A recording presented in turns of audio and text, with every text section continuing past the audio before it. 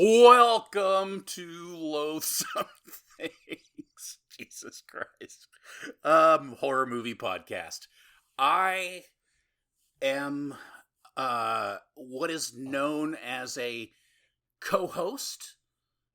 And my name is John. Oh God, I'm so bad at this. I should have prepared something. Anyways, my name's John. Every time. And every time. And with me as always is Josh. Josh, how are you doing? I'm doing well. If you're a co-host, am I a Tumblr? Is that how it works? Yeah. It's a good joke. That's pretty good. You're a Tumblr. I can just hear all of our listeners laughing and laughing at the quality of our hijinks. I can hear all our listener laughing. I can hear Ramon hitting the unsubscribe button right now. It's all good. Splendunkerous. Yeah. So, how's things with you? Anything new, exciting? Things are cool. I have a vacation week coming up. We're going to be heading out into the Wilderhood to watch the Perseid meteor shower from a place without light pollution. Oh, very nice. Is it a place with air conditioning? It is. It is an Airbnb that has many amenities such as shower and microwave, but also air conditioning. Otherwise, I would not go. Yeah, fuck that. Yeah. Oh, that's cool. Yeah. That'll be nice. Yes, we are bringing a mountain of mosquito repellent because it is off towards the swampy side of Texas. And, the good things. How about yourself? How are you? I'm fine. Just trying. We're in the just try to slog through it part of the summer. I mean, at least we haven't had another hurricane, I guess, so that's good. Yes. But nothing too exciting to report, which is, that's good. We've just been watching the Olympics a lot, so. Yeah. I've been seeing a lot of Olympics news headlines, but I've not yet actually watched an Olympic. We watch it a lot. I've pretty much been obsessed with watching the Olympics, which is funny because I really don't give a shit about pretty much any of the sports. Yeah. But when the Olympics are on, I'm like, ooh. Yeah. Oh, water polo. Which, by the way, have you... If you only choose one event to watch, or one person to watch in all the Olympics, you have to watch the Australian female breakdancer. I did, in fact, see a clip of her doing some stuff. What the hell? That lady has no fucking clue what she's doing. It's amazing. It's the greatest piss take in the history of sports. I wasn't really sure because I didn't have the sound on. I just saw the video going, so I didn't know what the commentary was around it. I was like, are people talking about how good this is? Because I thought it was. I feel like I've seen better. My God, I thought it was like a joke, like they had a comedian come out and make fun of it, breakdancing for a little bit, and then they were going to have a real breakdancer come out and break the shit off. But, but no, she won the best breakdancer in Oceania contest, which probably means she's the only breakdancer. Oh, man. And so she got to represent Australia in the Olympics, and she made a complete fool out of herself and her entire country. It was great. Well, I can't imagine that they sent all of the coordinated prisoners to that island. This is true. It was a penal colony after all, right? Yeah, it wasn't like the best and brightest. Crikey, she can breakdance. Dear God, she's fucking horrible. It was great. That alone was worth the price of no price of admission. Yeah. I personally, my favorite Olympic sport is the competitive archery, the one where you see a guy point an arrow at a place for a long time. Yeah. And then it really is just the bow doing all the work. Yeah, it's there's a lot of events that are really boring. Yeah. is surprisingly good. Like, high competitive grade badminton. Like, I like that shit. That's fun to watch. Ping pong's fun to watch because they hit it so Hell damn yeah. hard. Fucking Forrest Gump that shit. Oh, yeah. Oh, sorry. Yeah. Oh, so anyways, what are we doing here, I guess? We have a purpose, right?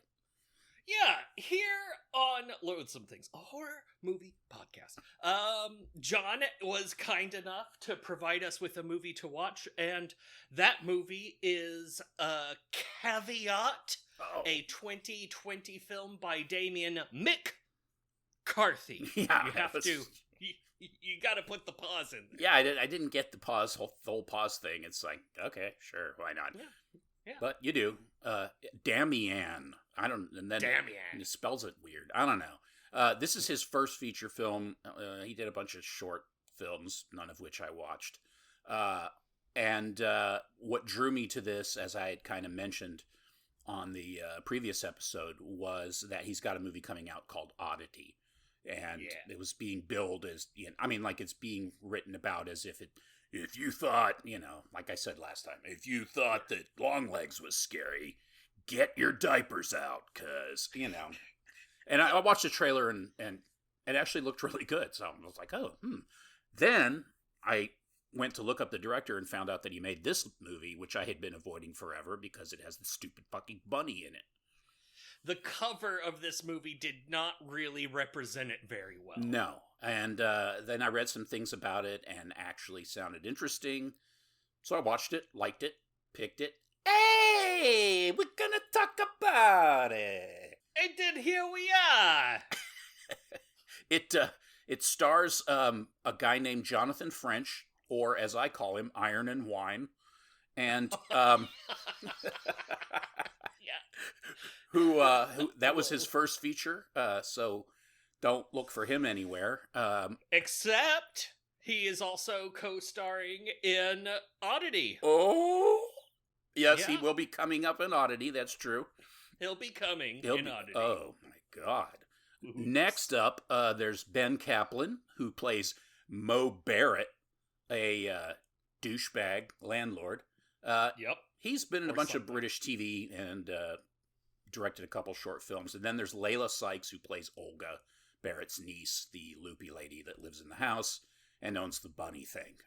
She was in a movie called Lancaster Skies and also a bunch of short films. So a highly, highly accomplished bunch.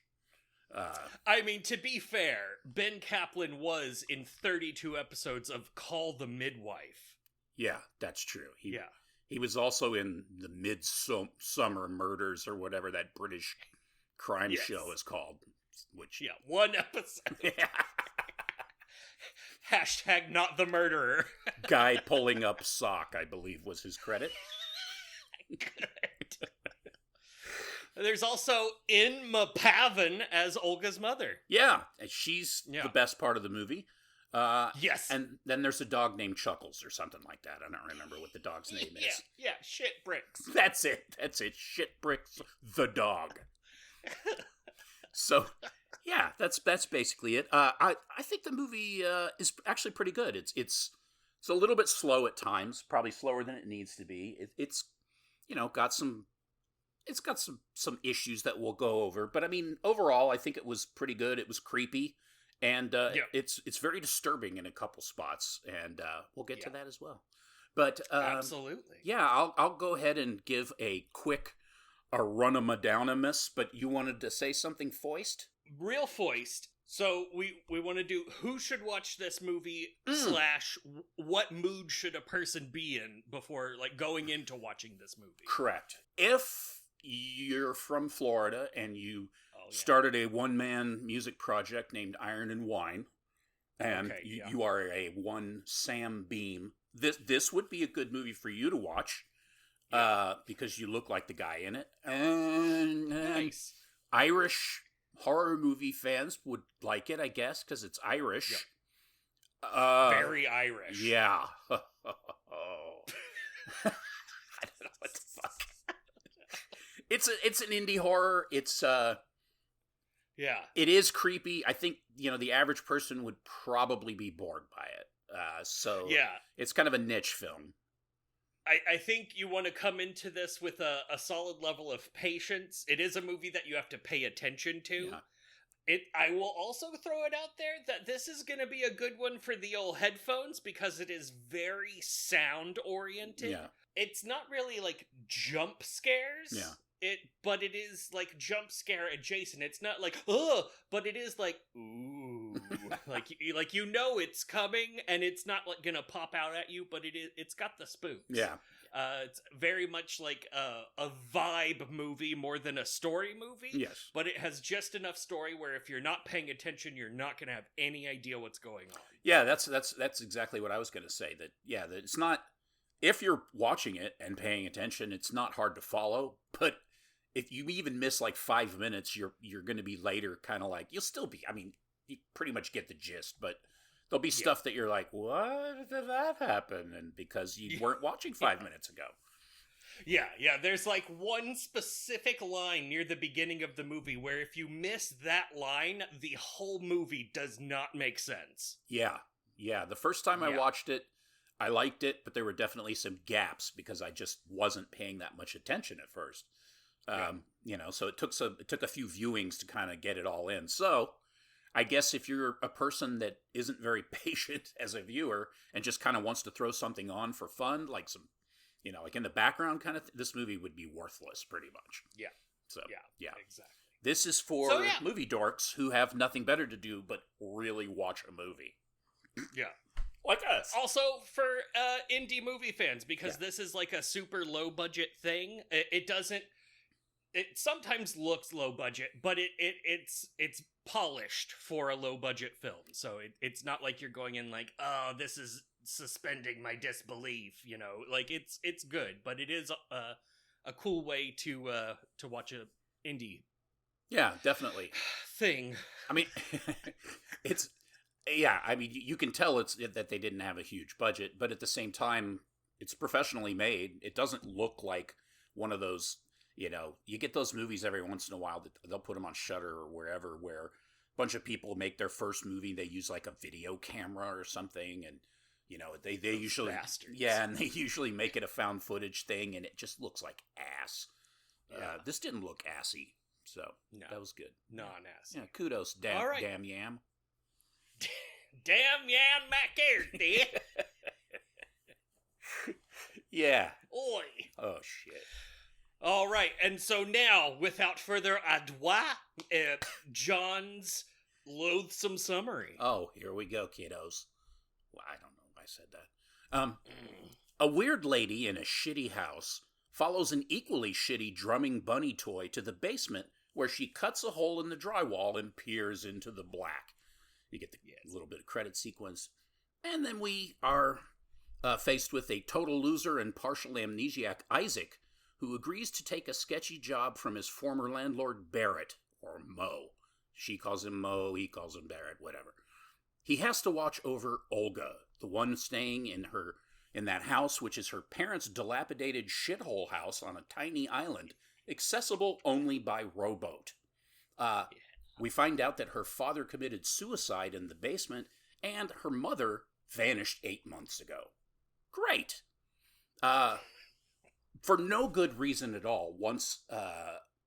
So they take the little rowboat over there, Barrett and our buddy Isaac, and once they're there, for no good reason, Barrett convinces Isaac to wear a leather vest thing, harness, chained to the wall, or, well, we think it's chained. I don't know where it's chained to at first. It's just got a really long chain.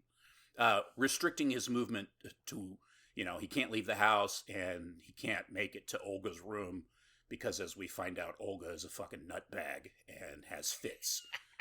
Okay, great. So, that's fantastic. And then we also find out that it was, this was a harness for Olga's mother because she was a sleepwalker, and they didn't want her walking into the, into the old Lakearoo. So that's whatever. It's quite the cure for sleepwalking. Isaac's chain is yanked by something at one point as he's sitting there looking at this terrible picture of himself and some other dude in a bad red jacket.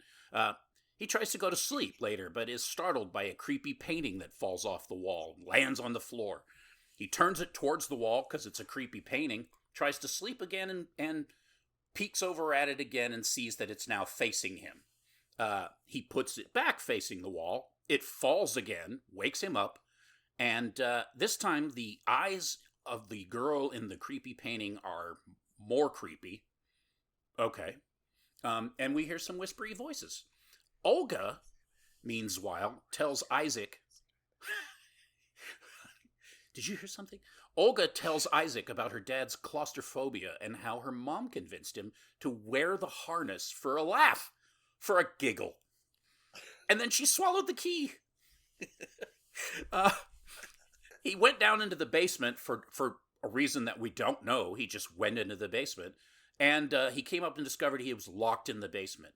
Because he was claustrophobic, he freaked out so bad, he murdered himself with a medieval crossbow. And now Olga is walking around with it. Great. Yeah. Isaac finds the drumming bunny, which drums in response to him talking to it.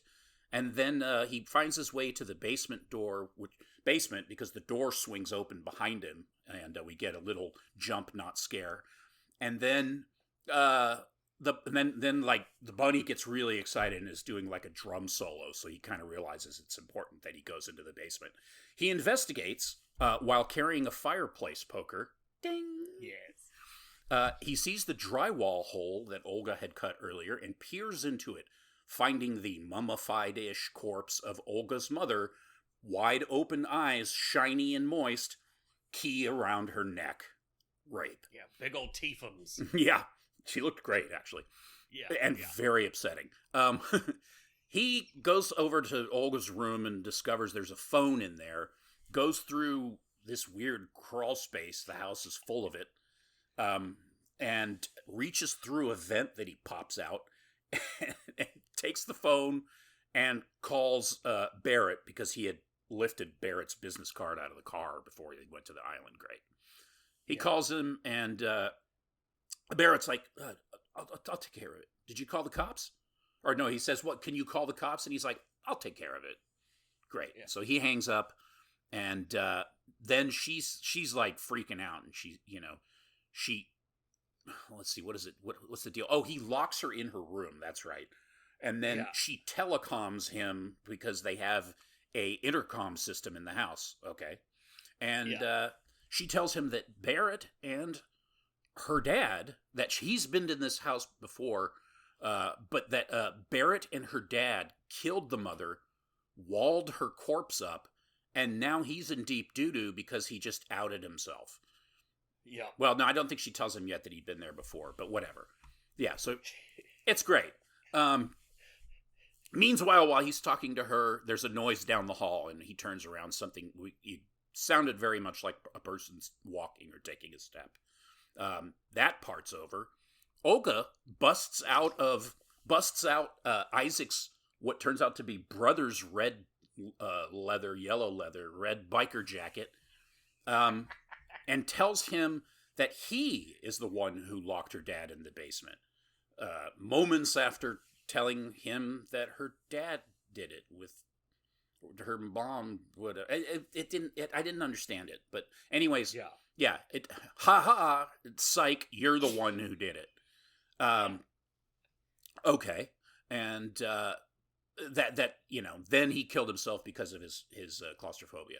He doesn't believe her, and so he has her call Barrett and put him on speakerphone to straighten it out. Instead of straightening out to his benefit, he says to Isaac over the speaker that it's all true and that he's forgotten it all since his accident. Quotes. Sorry, I know this is running a little long. It was hard to get it brief. No, I'm very glad you had to summarize this and not me. Man, I cut so much out too. Okay, I'm going to rush through this.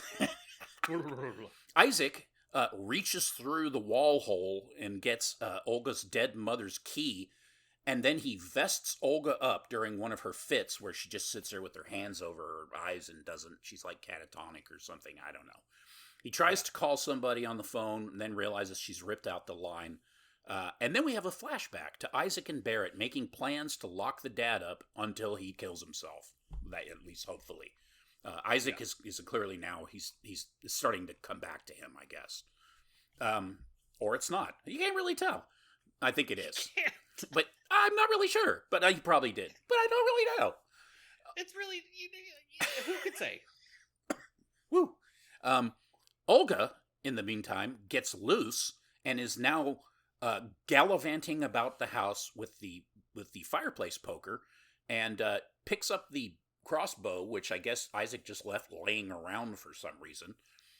She shoots through the open door of the room he's in, grazes the side of his head a la Donald Trump, and then leg shoots him through the phone hole.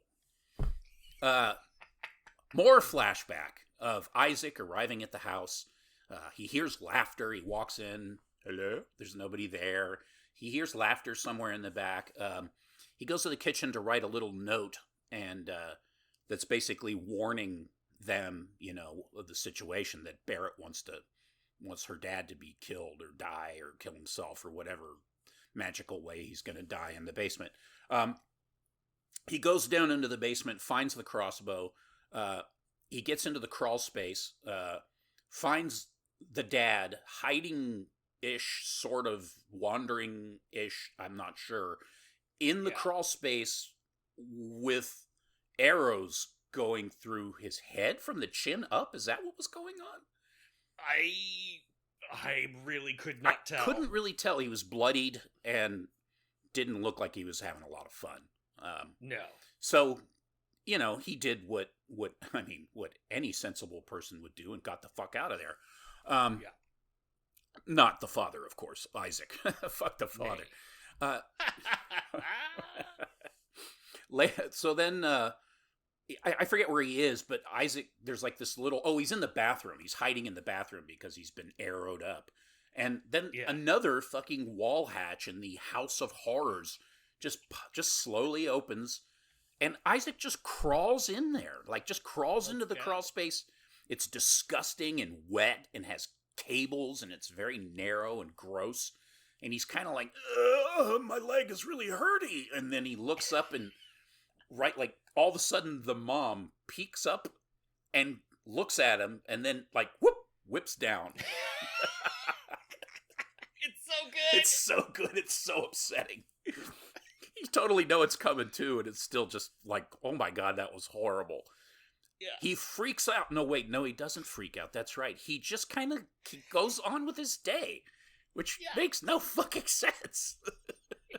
He's such a cool cucumber. I don't know. So he basically works his way through the crawl space maze and ends up going down this ladder and is in this little, oh good, my cat's barfing, ends up in this little space where the mom is. The mom has returned to her death spot. So he's in that little space with her. He reaches through the hole that Olga cut and grabs the drywall knife or whatever the fuck that was and starts cutting a man slot so he can get out of there.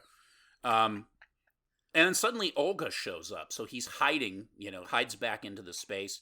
And she reaches in and grabs an arrow out of her mother to protect herself from Barrett, who arrives and confronts her. He notices the hole in the wall, so he goes over there, and Barrett peeks through there with his little flashlight, spots Isaac, but before he can confront him or anything, Olga crossbows him right in the back and then locks him in the basement.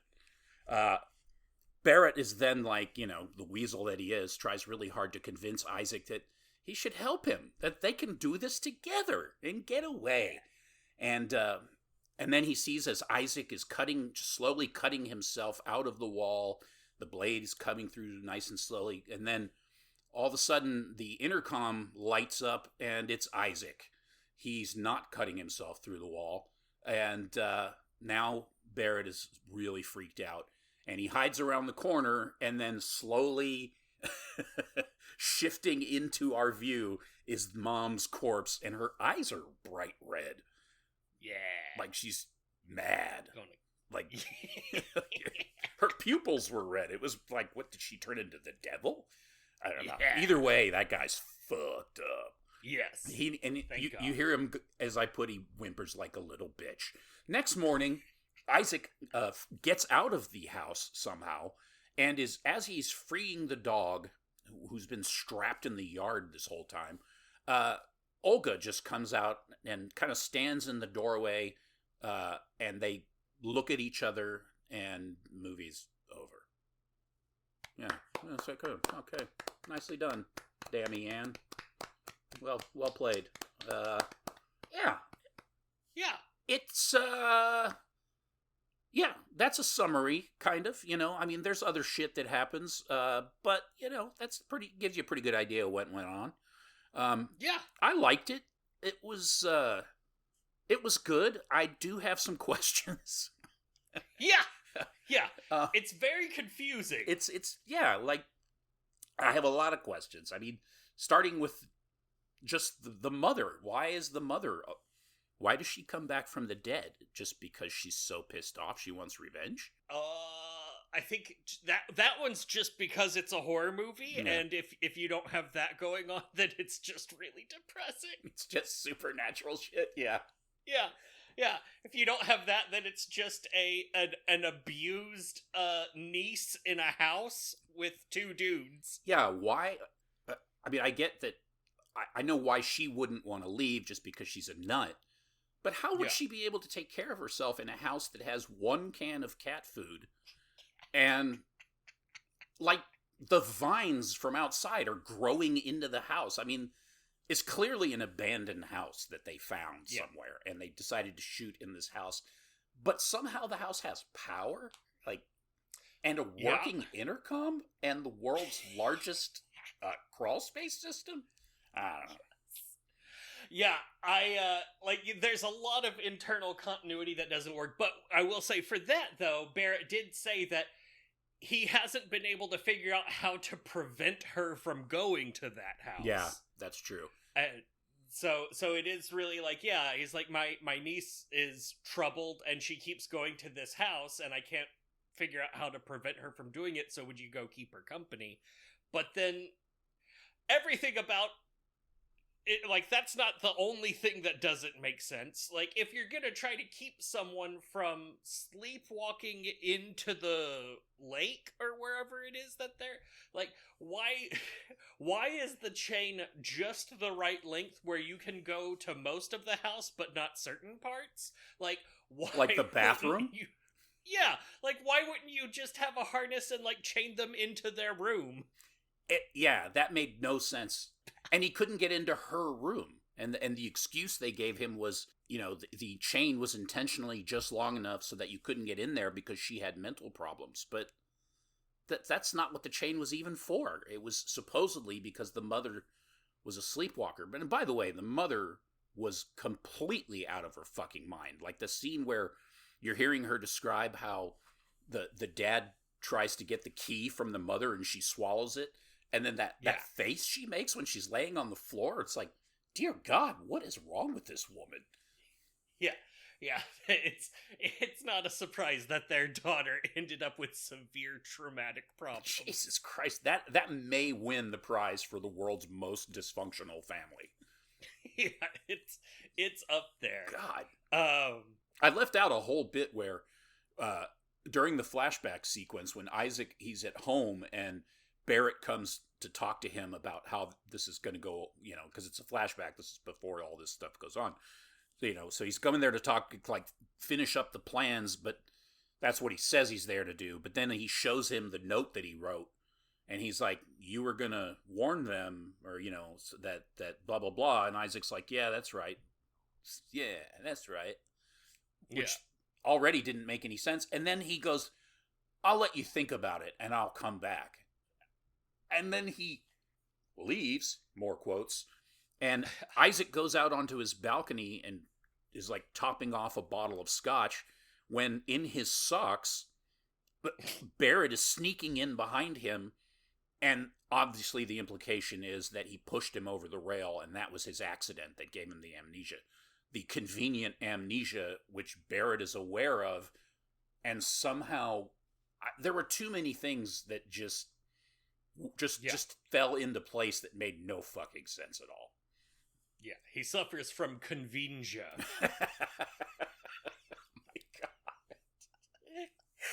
Oh my god. Conventia. Yeah. I didn't know that was a thing. Oh yeah, it's a real problem. Oh, man, poor guy. But also very convenient.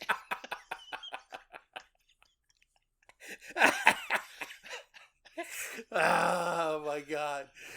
Yeah, there are a lot of things in here that, like, yeah, didn't make sense. Like, for example, whenever he's in the basement and he's, like, trying to figure out how to, like, release himself, he goes after the biggest parts of steel, so he's, like, pulling on the chain from the big loop of steel that's stuck into the stone of the building, but he's wearing a leather vest that it's tied to, and he's like, the drywall saw is right there. You could just saw through that leather, but no, he's, like, tugging on the old chaineroo. Yeah. For some reason, he was not able to pull a gigantic metal ring out of cement. I also like that her body is perfectly preserved and mummified, but we can also see how disgustingly wet the inside of this house is at times. So it should not be like that in there. Yeah, that didn't make any sense. Like, why her eyes were all shiny. I'm like, how long has she been in there? Long enough to turn green.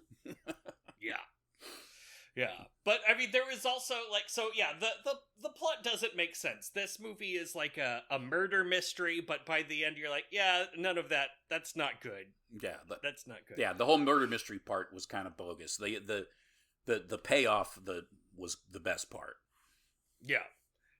Lots of good stuff. Like the set was really cool. Mm-hmm. Like you said, the vines growing in. It's all dilapidated.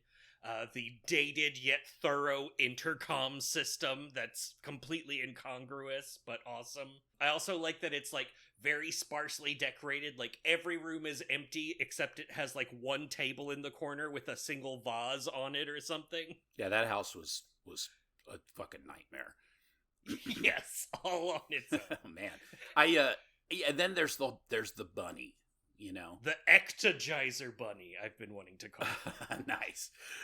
There's a bit where when he's down right next to the mom in the crawl space trying to cut his way out, and he looks over at her and she's just wide-eyed staring in his direction, and it creeps him out so much he puts a stocking cap over her head, and then he looks back over and her eye is peering through a hole torn in the, like, it just happened to suddenly, like, line up. You know, obviously she did it. But it looked very much like the rabbit's eye. Oh, I didn't even think about that. And there were lots of little things like that. A circle was apparently an image that was really important to the story, although I don't know why. The island was kind of a circle. There was the circle that she cut in the drywall or whatever the fuck that was, board. There was the circle in his apartment door. The mother was drawing circles on that black paper with the white crayon thing.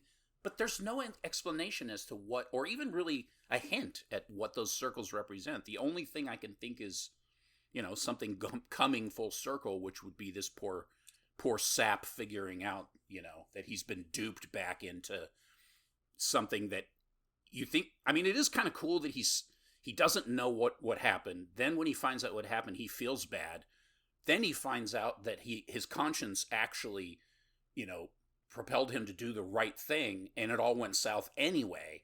And so now he's come full circle and actually, you know, solves it in a way. But you still have this crazy woman who lives in this hut. Yeah. That's the only circle analogy I could think of. There's got to be that there are parts missing. Like, the jacket is his brother's jacket, but why? Like, the brother doesn't have anything to do with the story. Like, there's no reason why it wouldn't have just been his jacket, except he looks at a picture of himself and his brother. I don't know what's up with that, but yeah, that didn't work. That didn't work at all. Why was it his brother's? It should have been a picture of, like, him and the landlord at a bar, at a pub, and he's making that stupid smile, and he's wearing the red jacket. And then when she whips that jacket out, then you're like, oh, that's his jacket. He's been here before. But instead, it's like, Neato. oh, that jacket was on a guy that we don't even know who he is until he says it's his brother. Why is he even in this fucking movie at all? Yep. For he is the keeper of the red jacket.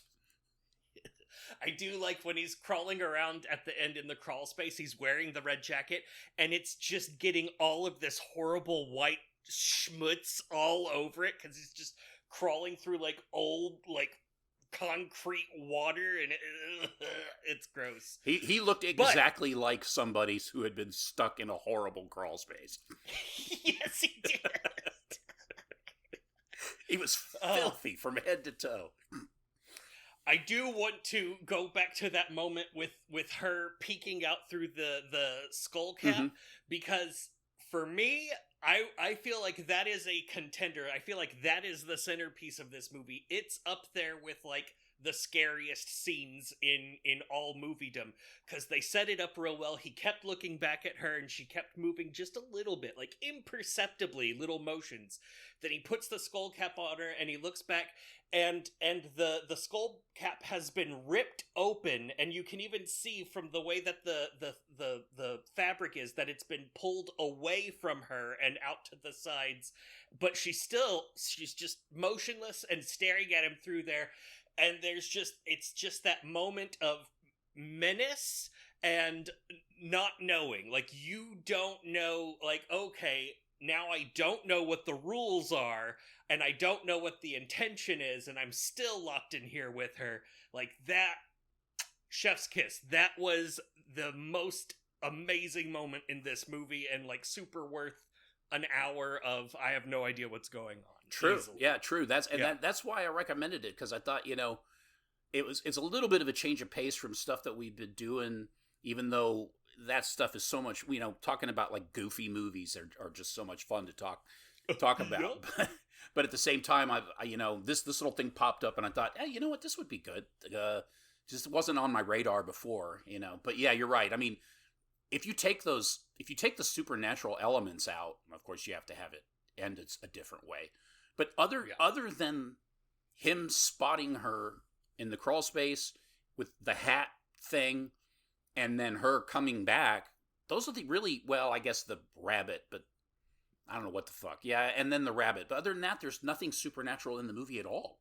It's all just a crime thriller, like a whodunit type deal, a jig. And a really bad one at that.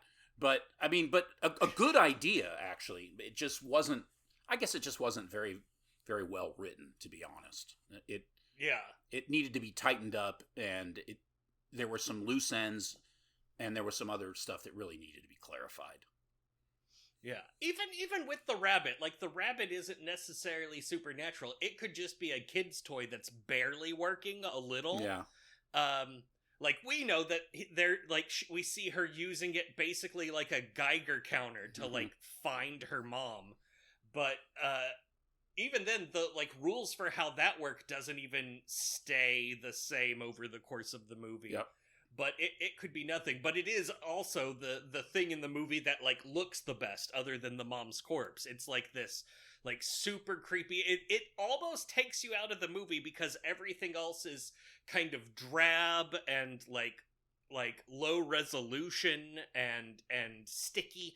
And then this thing is just obviously, like, almost a cartoon in its, like, perfection and craftsmanship and the way its eyes work. And so it's there's a lot of incongruity in here, but it works. It just doesn't work perfectly. I mean, it was creepy. I don't know what the fuck it represents. I mean, I guess, why did she have it? Why did she have a soothsaying fucking bunny toy? Why? That didn't make any sense. There was no reason for it. I mean, it was obviously important to the mom enough that it was in the painting of her as a little girl. Yeah. She's, like, holding it, but, like... Maybe her mom made it for her. Maybe. I thought that was the mom in the painting. Oh, is it the mom in the painting when she was a little girl? I think so. So that was her. Could be wrong. Yeah, that would make sense, because she's got the kooky eyes. So maybe the mom was like evil from the start. I don't know. And she was a seamstress, I guess, because that's what that black construction paper pad was. That's for like drawing patterns to cut, like. Oh, that makes sense. And, yeah. And I mean, like that, at least that's the way I read it, because I know that people do use it for that. So maybe well, fuck, I don't know. He just doesn't give you enough information. There's no way to know. Yeah. It's way more a vibe movie than it is an actual mystery. It's just there's a mystery in here that's like distracting you from the vibe almost. Yeah. There's also this weird thing with foxes. And oh, yeah. There's even a moment that makes it as awkward as possible because he talks like Barrett's like, have you there's a family of foxes on the island. They scream and they sound like a teenage girl's scream. And he's like, Isaac, have you ever heard a teenage girl scream? And Isaac's like, no. And then Barrett looks at him and he's like, okay. Like, what the fuck is that, dude? Yeah, he's like, yeah, what's he say? First he says, have you ever heard a fox scream or something like that? And he's like, no. And he's like, have you ever heard a teenage girl scream? And he's like, no. And he kind of gives him a look like, I'll bet you did. Yeah, like the implication is there's like, oh really? You've never heard a teenage girl scream? But I don't know what that means. But and the only other thing we know about his past is that he was almost willing to do something terrible just for some money, and he really had a lot of fun when he was with his brother. That's about all we know about him. He really loved his brother. Man, I have never seen a happier guy than him in that photograph that he keeps in his back pocket. It's just like, what is he on meth or something? Like X? What is going on? Man, so happy to be with his brother. Oh, man, I'm so sorry he died in some way that isn't relevant, nor is his brother. Okay. And so, also, there's this dog. So the dog represents him because the dog is leashed outside and he refers to the harness that he's wearing as a leash. Yeah. I'm like, dude, it's a little bit more than a leash. Yeah. It's a hardcore harness and chain. He's like, you didn't say anything about a leash. I'm like, oh, okay. But yeah, and he keeps like feeding the dog, and at the end he like is gonna take the dog away, and the dog is just tied up outside by some jars, like some stone masonry jars or something. Like, I don't know what's going on with any of that. Why do you have to tie a dog up on a fucking island anyway? I don't know. And how big is this island? Because they use the crossbow to go out and hunt for these foxes.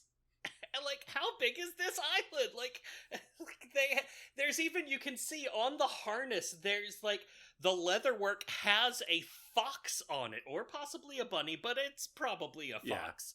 Yeah. And like, what's going on? This family's all fucked up. They are deeply fucked up to the point of where even the brother of the father is like a murderous. What? Okay, here's another thing that I need to know. Yeah. Why did Barrett want to kill his brother in the first place? Money? Because his brother had shit on him. Oh, that's right. That's right. Yeah. Yeah, so his brother had shit on him, and he was feeling so guilt-stricken about the mom that he was going to go to the police, but then he was like, but then that's going to bring shit down on me. It doesn't make sense. Also, they hid the mom by putting her in the crawl space and then covering just that part of the wall with drywall in a room otherwise not covered in drywall. There's just this one obvious problem patch of drywall. I mean, yeah, the other thing was, yeah, like the cops did not see the fresh panel of drywall in the house that contained the dead father who killed himself with a crossbow locked in the basement, and the mother's been missing for however long. She's in the newspaper. Yeah. That's a problem.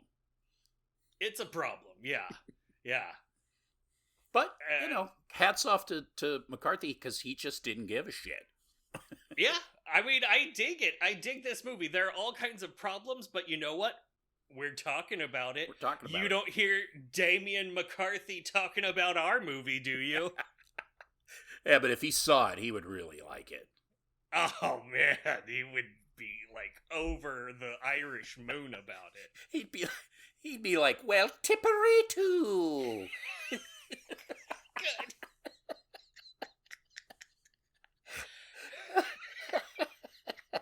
Oh, blarney.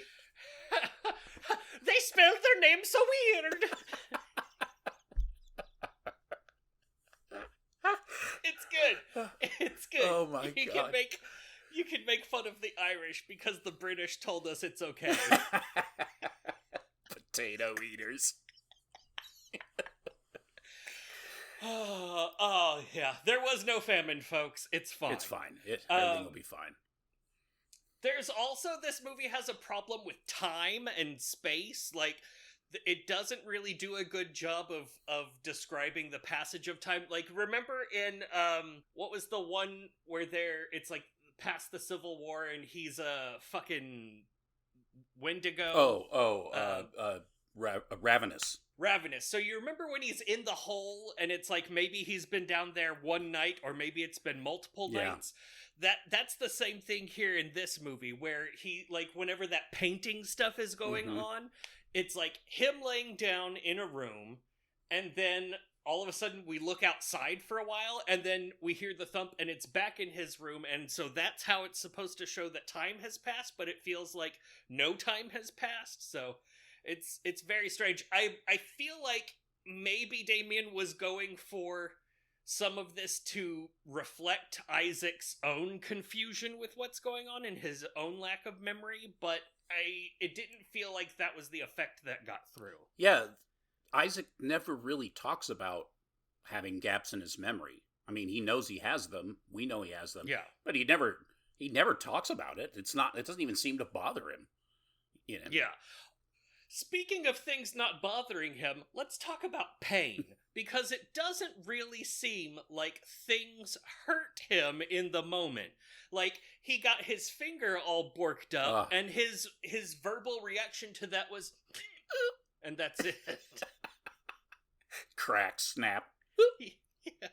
He gets shot in the leg after getting his ear trumped off, and his response to those were, That's true. That was it. And then a little bit of later. And that was about it. Yeah, it hurt him more crawling through the crawl space and getting horrible muck water in his wounds than actually getting the wounds themselves. Like, there, he was like, oh, fuck, this hurts. But, like, actually receiving the wounds, he was, like, such a, I guess, badass about it? I don't know. It just seemed like the sound didn't work. Yeah, I know. It's like, ugh! Oh, okay. That's it. Yeah. I guess that's it. Yeah, nicely done. Yeah, way to go. Yeah. But yeah. Overall, really good movie. Good movie. Yeah. Problems? Yeah. It's fine. Yeah. And I think I'm a little concerned about Oddity.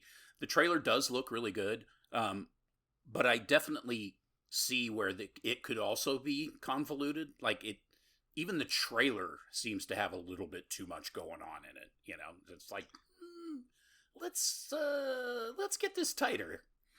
Yeah, tighten it up. It looked cool though. I mean, it involves a curio shop, like an oddity shop, which is cool. I'm all about that. So it's got that big old like wooden mannequin thing. Yeah.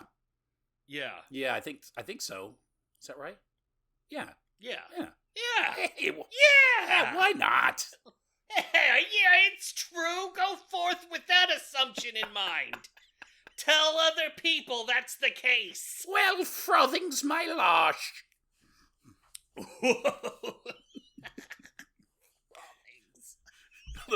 A little 1970s beer reference. Frothsome Things. Did you ever hear of Frothing's Losh? No, I haven't. It sounds delicious though. I had a friend back then. We were literally children. He had a beer can collection, which is so 70s. Yeah. They all had those pull-off tabs, and they were real Yeah. thick cans. They're like, like soup cans, like really heavy. And he had this huge one that was like a Foster's Lager size. Yeah. But it was a beer called Frothingslosh, and it had all these weird like drawings on it and stuff. And supposedly it was a joke, but we thought it was true. The foam was on the bottom. Oh yeah, that's how that works. And we're so stupid. We were like, "Oh, it's so cool." What a neat kind of beer. That makes sense, because then you don't have to drink the foam. Such idiots. Why don't all beers do that? Yeah. So for whatever reason, when I decided to do my terrible Irish accent, I thought of that beer. I don't know. It makes no sense. Yeah. It works. It's as Irish as anything else. Well, tipper me gore. Oh, Tullamordu. Taloo-ra-loo-ra-yay. Fantastic. Oh, yeah.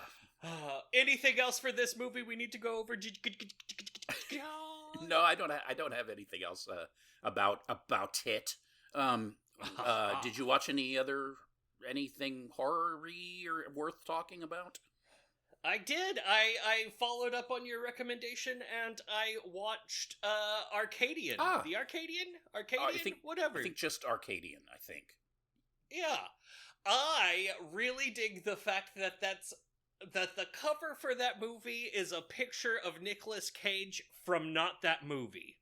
Is that right? He doesn't wear that parka or whatever in the movie?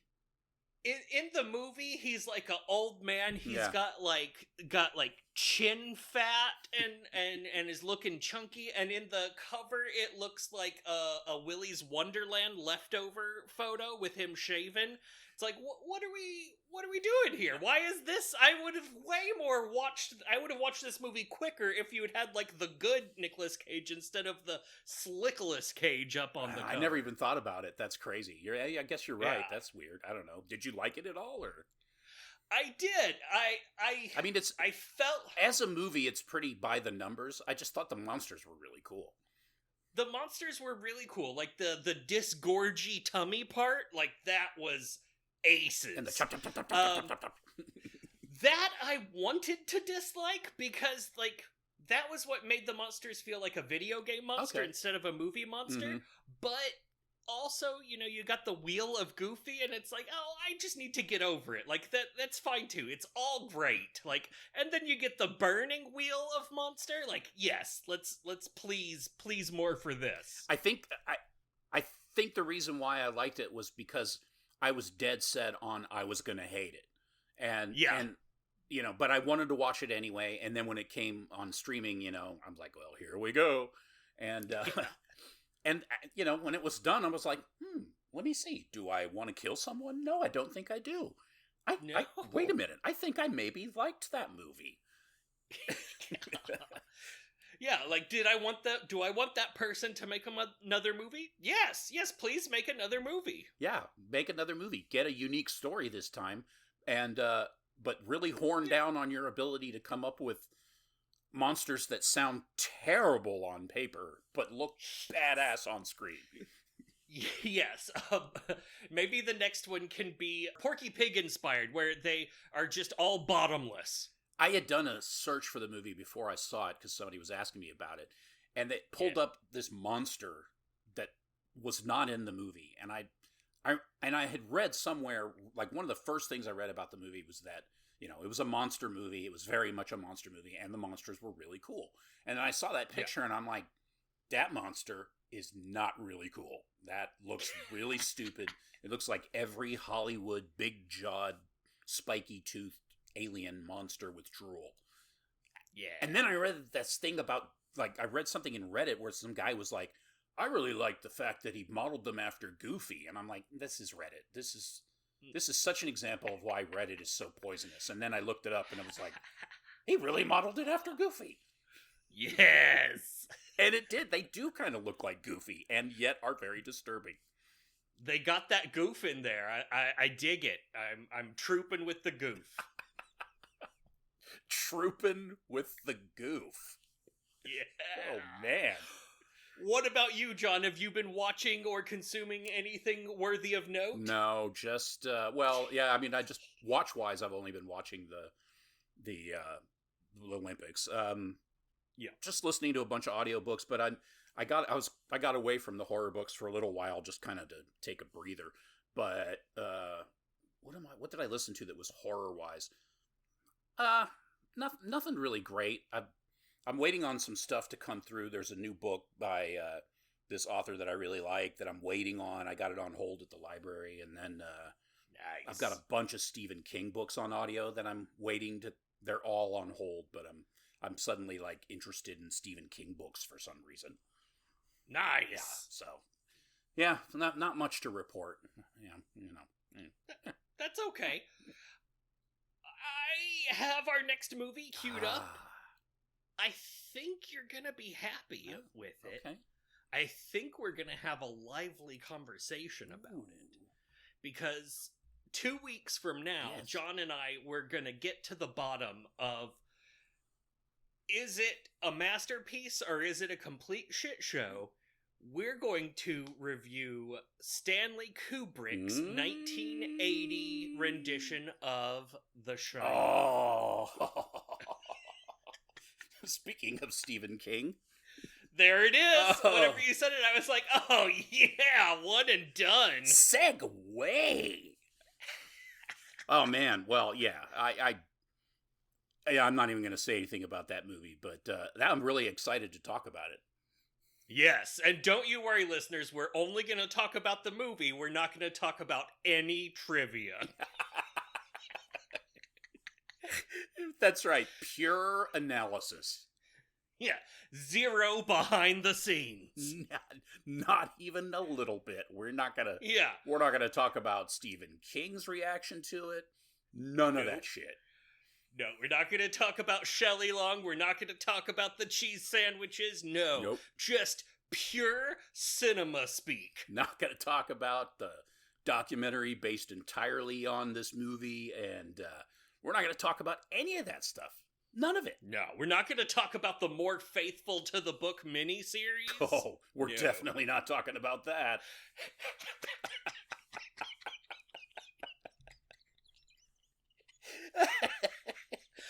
What other things aren't we going to talk about, John? Well, on top of that list, we are not talking about the book. No book. No weird, much later sequel that came about. None of those things. Just mostly gonna talk about how to use a fireman's axe to get through a bathroom door. Yep, we're not talking about Scatman Carruthers. We're not. Nope. Not even a word. We're not talking about the snow zebra or whatever that thing is, snowcat. That's not coming up.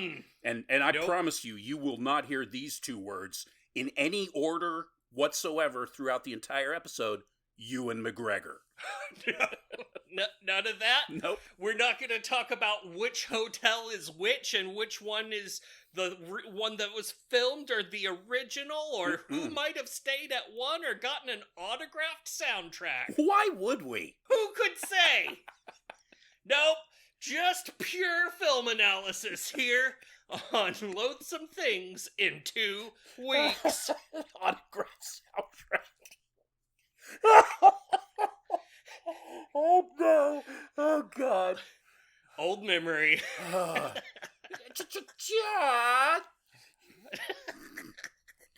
Okay. So join us. Yes. In 2 weeks when we don't talk about any of that stuff. None of those things. And thanks for listening. Anything else you want to add? I am sorry that she had to die.